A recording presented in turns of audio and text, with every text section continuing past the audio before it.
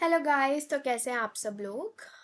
आज से मैं अपना चैनल जो है वो स्टार्ट कर रही हूँ। ये मेरे चैनल की फर्स्ट वीडियो है, डेमोक्रेटिक पॉलिटिक्स क्लास 10th। और इसमें हमारा जो फर्स्ट चैप्टर है वो है हमारा पावर शेयरिंग। बेसिकली पावर की शेयरिंग कैसे होती है, ये हमारा फर्स्ट चैप्टर है कि हम पावर कैसे शेयर करते हैं। इस चैप्टर में हम वो पढ़ेंगे। तो अब देखते हैं, लेट्स मूव फॉरवर्ड। तो इसका ओवरव्यू हमें क्या बताता है, बेसिकली ये बताता है कि, और हाँ, वन मोर थिंग कि हम लाइन टू लाइन पूरी एनसीईआरटी कवर करने वाले हैं। तो फॉर मोर वीडियोस अब हम रेगुलर जो है अपने इस चैनल पे पब्लिश करेंगे। तो आप इस चैनल को सब्सक्राइब कर लो, बेल आइकन को प्रेस कर लो सबसे पहले, ताकि वीडियो की नोटिफिकेशन आपको आए। तो इस चैप्टर में basically with this chapter we resume the tour of democracy that we started last year. Basically 9th year में आपने डेमोक्रेसी के बारे में कुछ ना कुछ पढ़ा होगा। तो 10th क्लास में ये इस चैप्टर में वो ही कंटिन्यू करना चाह रहे हैं। We noted last year that in democracy all power does not rest with any one organ of the government. हमने नोटिस करा है कि जो डेमोक्रेसी की जो पावर है वो किसी एक चीज़ पे डिपेंड नहीं करती। गवर्नमेंट की किसी एक चीज़ उसको डिसाइड नहीं करती कि डेमोक्रेसी की क्या पावर है। तो लेट्स सी अहेड कि क्या डिसाइड करती है। तो नेक्स्ट लाइन में हमें यही बताया गया है कि जो शेयरिंग है पावर की, वो तीन चीज़ों के बीच में होती है। वो तीन चीज़ें कौन कौन सी हैं? हमारी तीन चीज़ें हैं। लेजिस्लेचर क्या करता है? ये हमें लॉ बताता है। एग्जीक्यूटिव क्या करता है? वो एग्जीक्यूट करता है। और जुडिशरी डिसाइड करता है और जस्टिस करता है। अगर वो सही होता है उसको एग्जीक्यूट करता है, उसको अप्लाई करता है, और नहीं होता है तो उसको रिजेक्ट कर देता है। तो बेसिकली ये तीन चीज़ें हैं, ये बहुत ज़्यादा इंपॉर्टेंट होती हैं एक डेमोक्रेसी को डिज़ाइन करने के लिए। तो नेक्स्ट 2 चैप्टर्स में हम इस आइडिया के ऊपर स्टडी करेंगे और इसके साथ मूव करेंगे पावर शेयरिंग के आइडिया के साथ। हम जो है दो स्टोरीज के हेल्प से, और दो स्टोरीज किस किस की है, एक बेल्जियम की है और एक श्रीलंका की है। तो इन दो स्टोरी के हेल्प से आगे समझेंगे, किस चीज़ को समझेंगे? पावर शेयरिंग के बारे में। तो both these stories are about how democracy is handle demands for power sharing. तो ये दो स्टोरी किसके बारे में, कि कैसे जो डेमोक्रेसी है वो हैंडल करती है पावर शेयरिंग की डिमांड को। The stories yield some general conclusions about the need of power sharing in democracy. तो stories क्या करती हैं, हमें कह रही है conclusions के बारे में, और जो हमें बता रही हैं बेसिकली कि पावर शेयरिंग की जो नीड है डेमोक्रेसी में वो क्या है। This allows us to discuss various forms of power sharing that will be taken up in the following 2 chapters. तो ये हमें अलाउ करता है कि हम पावर शेयरिंग की वेरियस फॉर्म्स को डिस्कस करें, जो कि अगले 2 चैप्टर में हम हमारी टेकन अप है, मतलब कवर करी गई हैं। तो लेट्स सी, जो स्टोरी के बारे में बात करी गई थी वो स्टोरी है हमारी इन दो कंट्रीज की बेसिकली। तो पहली जो कंट्री है वो है बेल्जियम, और दूसरी जो कंट्री है वो है श्रीलंका। Let's see.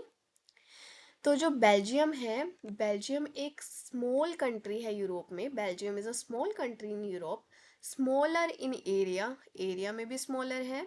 किससे स्मॉलर है? हरियाणा से भी स्मॉलर है। तो बेल्जियम बेसिकली एक यूरोप की छोटी सी कंट्री है जो कि हरियाणा से भी जिसका एरिया कम है। इसके बॉर्डर्स देखते हैं। इसके बॉर्डर्स किस किस के साथ है? फ्रांस के साथ है, नीदरलैंड के साथ है, जर्मनी के साथ है, लग्जमबर्ग के साथ है। इसकी पॉपुलेशन है क्या? लिटिल ओवर 1 करोड़, 1 करोड़ से भी लगभग कम है इसकी पॉपुलेशन। तो हमें आइडिया हो गया है कि बेल्जियम कितनी छोटी सी कंट्री है। तो आगे ये भी बोला गया है about half the population of Haryana की, हरियाणा के हाफ पॉपुलेशन जितनी है। फिर देखते हैं नेक्स्ट लाइन में क्या है। जो एथनिक कंपोजिशन है इस स्मॉल कंट्री की, वो बहुत ज़्यादा कॉम्प्लेक्स है बेसिकली। अब देखो, ये स्टोरी ली गई है किस चीज़, किस कंट्री से? बेल्जियम से ली गई है और श्रीलंका से ली गई है। तो ये क्यों चूज़ करें? इनमें कुछ ना कुछ तो स्पेशल क्वालिटीज़ होंगी ना, जो हमने उनका एग्जाम्पल लिया है। तो बेसिकली जो एथनिक कंपोजिशन है, बेसिकली एथनिक कंपोजिशन क्या होती है? जो लोग जहाँ रहते हैं, किस तरह से वो बोलते हैं, कौन सा कल्चर वो फॉलो करते हैं, उसको हम एथनिक कंपोजिशन बोलते हैं। तो इस स्मॉल कंट्री की जो एथनिक कंपोजिशन है वो बहुत ज़्यादा मुश्किल है, बहुत ज़्यादा कॉम्प्लेक्स है उसको समझना। अब हम आगे देखते हैं क्यों ज़्यादा मुश्किल है। तो अब नेक्स्ट लाइन्स में वो होगा, of the countries total population, country की टोटल पॉपुलेशन में से 59% lives in the Flemish region. जो 59% जो लोग हैं वो कहाँ रहते हैं? फ्लैमिश रीजन में रहते हैं। एंड स्पीक्स डच लैंग्वेज, और कौन सी लैंग्वेज बोलते हैं? डच लैंग्वेज बोलते हैं। जो अनदर 40% पीपल हैं वो वलोनिया रीजन में रहते हैं और फ्रेंच बोलते हैं। रिमेनिंग जो 1% पीपल है बेल्जियंस के, वो जर्मन बोलते हैं। ठीक है, ये तो इसकी कॉम्पोजिशन है कि 59% जो लोग हैं वो क्या बोलते हैं, डच बोलते हैं, 40% जो है फ्रेंच बोलते हैं और 1% जो है जर्मन बोलते हैं। अब देखो, कैपिटल सिटी ब्रुसल्स में 80% पीपल जो हैं वो फ्रेंच बोलते हैं, जबकि 20% डच बोलते हैं। आप देखो, ब्रुसल्स क्या है, बेल्जियम की कैपिटल है, उसमें से 80% पीपल तो फ्रेंच बोल रहे हैं जो कि उनकी लैंग्वेज है नहीं, और 20% पीपल डच बोल रहे हैं। तो आप देख रहे हो कैसे जो पावर है लैंग्वेज के एंड एनीथिंग की, कैसे ब्रुसल्स में कितनी यूनिक है कि वहाँ के लोग 80% दूसरे लैंग्वेज बोल रहे हैं और 20% सिर्फ डच बोल रहे हैं। और जो ब्रुसल्स की माइनॉरिटी फ्रेंच स्पीकिंग कम्युनिटी है, जो ब्रुसल्स की फ्रेंच स्पीकिंग कम्युनिटी जो बोल रही है, फ्रेंच बोल रही है, वो रिच भी है और पावरफुल भी है। ठीक है, रिच भी है और पावरफुल भी है। This was resented by the Dutch speaking community who got the benefit of economic development, just wait a minute, and education much later. मतलब जो वहाँ के लोग हैं उनको तो बेनिफिट बहुत ज़्यादा लेट मिला है। आप देखो, फ्रेंच स्पीकिंग रिच और पावरफुल है और डच स्पीकिंग उतनी रिच और पावरफुल नहीं है। तो ये क्या करा है इसने, this led to a tensions between, किसके बीच में टेंशंस क्रिएट हुई, डच स्पीकिंग और फ्रेंच स्पीकिंग कम्युनिटीज़ में। और टेंशंस कब क्रिएट हुई, during the 1950s and 1960s। तो टेंशन किस किस के बीच में क्रिएट हुई, कमेंट करके बताओ कि किस किस के बीच में जो है टेंशंस क्रिएट हुई हैं। दो ऑप्शन है आपके पास, डच स्पीकिंग, फ्रेंच स्पीकिंग और बेल्जियन स्पीकिंग। तो आपको कोई दो चूज करने हैं और कमेंट में अपना आंसर बता दो जल्दी जल्दी। तो ये जो टेंशन है दो कम्युनिटीज के बीच में, वो ब्रुसेल्स जो कैपिटल है बेल्जियम की, उसमें ज़्यादा कहीं ज़्यादा देखी गई है कि जो लैंग्वेज डिसऑर्डर उधर हो रखा है वो ब्रुसेल्स में ज़्यादा देखा गया है। तो ब्रुसेल्स जो है एक स्पेसिफिक प्रॉब्लम अपनी प्रेजेंट कर रहा है। The Dutch speaking people constituted a majority in the country, कि जो डच स्पीकिंग पीपल है वो कंट्री में तो मेजर है लेकिन कैपिटल में माइनर है।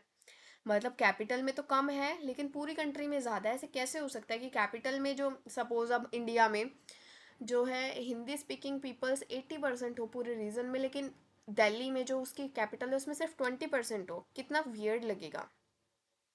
आप देखते हैं फर्दर क्या बोला गया है, let us compare this to a situation in another country. अब इस कंट्री की, अब श्रीलंका की बारी आ गई है, हमने बेल्जियम के बारे में पढ़ लिया, अब श्रीलंका के बारे में कि हम इस सिचुएशन को दूसरी कंट्री में जो है क्या करते हैं, कंपेयर करते हैं। श्रीलंका जो है एक आइलैंड नेशन है, कंट्री बेसिकली हम इसको आइलैंड नेशन बोल सकते हैं, बोल सकते हैं, क्या बोला ही जाता है। Just a few kilometres off the southern coast of Tamil Nadu, basically Tamil Nadu से कुछ ही दूर है, फ्यू किलोमीटर्स दूर है। It has about 2 crore of people, basically Sri Lanka में क्या है, 2 करोड़ पीपल हैं और बेल्जियंस में 1 करोड़ पीपल हैं। तो 2 करोड़ पीपल है किसमें, श्रीलंका में, जितने हरियाणा में है उतने ही लगा सकते हैं हम, सेम है। लाइक अदर नेशन, दूसरे नेशन की तरह ही साउथ एशिया रीजन में श्रीलंका की डाइवर्स पॉपुलेशन है। अब डाइवर्स कैसे वो हम देखते हैं। जो मेजर सोशल ग्रुप हैं वो जो है 74% लोग वहाँ के सिन्हाला बोलते हैं। श्रीलंका के जो 74% लोग हैं वो क्या बोलते हैं, सिन्हाला बोलते हैं। 18% तमिल बोलते हैं। और तमिल बोलने वालों में दो सब ग्रुप्स हैं, बेसिकली जो पीपल वहाँ के तमिल बोलते हैं उनमें भी दो सब ग्रुप्स हैं। सो जो तमिल नेटिव है कंट्री के, लेट्स सी फर्दर, जो कंट्री के तमिल नेटिव हैं, ये कुछ मैप दिए गए हैं guys, are called Sri Lankan Tamils. Basically जो लोग वहाँ पर तमिल बोलते हैं उनको बोला गया है, तमिल नेटिव्स जो बोलते हैं उनको श्रीलंकन तमिल्स बोला गया है, जो कि 13% है। देखो रे आप, तमिलनाडु इंडिया में है और उनको श्रीलंकन तमिल से जो है इंट्रोड्यूस करा गया है। द रेस्ट बाकी के whose forefathers came from India, जिनके जो है पूर्वज एंसेस्टर्स हम बोल सकते हैं इंडिया से आते हैं, came from India as plantation workers during colonial period, colonial period के थ्रू ड्यूरिंग, उनको हम इंडियन तमिल्स बोलते हैं। ठीक है, as you can see from the map, अब जो मैप हमें दिया गया है ओके, तो जो मैप हमें ऊपर दिया गया है उसमें श्रीलंकन तमिल्स जो है कंसंट्रेटेड है नॉर्थ में, north and east of the country. जो सिन्हाला स्पीकिंग पीपल हैं वो बुद्धिस्ट हैं, जबकि जो तमिल है, जो बेसिकली जो उधर सिन्हाला स्पीकिंग पीपल्स है बेसिकली ऑब्वियसली वो बुद्धिस्ट हैं, और जो तमिल्स बोलते हैं वो हिंदू हैं, या तो हिंदू हैं या फिर मुस्लिम्स हैं। और जो है श्रीलंका में 7% के अराउंड क्रिश्चियंस हैं, जो कि भी who are both Tamil and Sinhala. तो जो क्रिश्चियंस हैं वो तमिल भी बोलते हैं और सिन्हाला भी बोलते हैं, जस्ट मिक्स। तो इमेजिन करो what could happen in situation like this. तो इस सिचुएशन में क्या क्या हो सकता है। बेल्जियम में जो डच कम्युनिटी है could take advantage of numeric majority and force its will on French and German speaking population. तो जो बेल्जियम में डच कम्युनिटी है वो एडवांटेज ले सकती है अपनी न्यूमेरिक मेजोरिटी का, कि जो इतने मेजर है, और फोर्स कर सकती है फ्रेंच और जर्मन स्पीकिंग पॉपुलेशंस को बेसिकली उनके ऊपर टेक ओवर कर सकती है।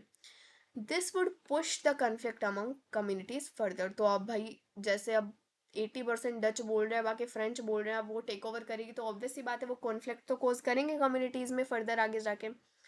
तो ये this could lead to a very messy partition of the country. तो बहुत ज़्यादा मेसी पार्टीशन जो बंटवारा कंट्री का हो सकता है इन सब चीज़ों की वजह से। Both the sides would claim control over Brussels. दोनों साइड जो है वो क्या कर रही है, कंट्रोल कर रही है ब्रूजल्स में। और जो श्रीलंका है उसमें Sinhala community enjoyed an even bigger majority and could impose its will on entire country. और जो श्रीलंका में जो सिन्हाला स्पीकिंग पीपल्स है वो क्या कर सकते हैं, अपनी मनमर्जी चला सकती है पूरी कंट्री में, क्योंकि भाई वो बिगर इतनी ज़्यादा मेजोरिटी में है तो वो अपनी मनमर्जी चला सकती है। Now let us look at what happen in both these countries. तो अब हम देखते हैं इन बोथ दीज कंट्रीज में क्या हुआ। तो ये अब हम नेक्स्ट वीडियो में देखने वाले हैं। तो guys if you like the video, और अगर आपका कोई भी डाउट है आप कमेंट कर सकते हो, I will clear your doubt for sure in the comments. और thank you so much for watching my video. और अगर आपका कोई भी जो टॉपिक अगर आपको डेमोक्रेटिक पॉलिटिक्स से रिलेटेड चाहिए पहले, तो आप मेरे को कमेंट कर सकते हैं, I will make the video specifically for you. Thank you so much, like the video, comment and subscribe my channel. Thank you so much. Have a great day. See you in the next video.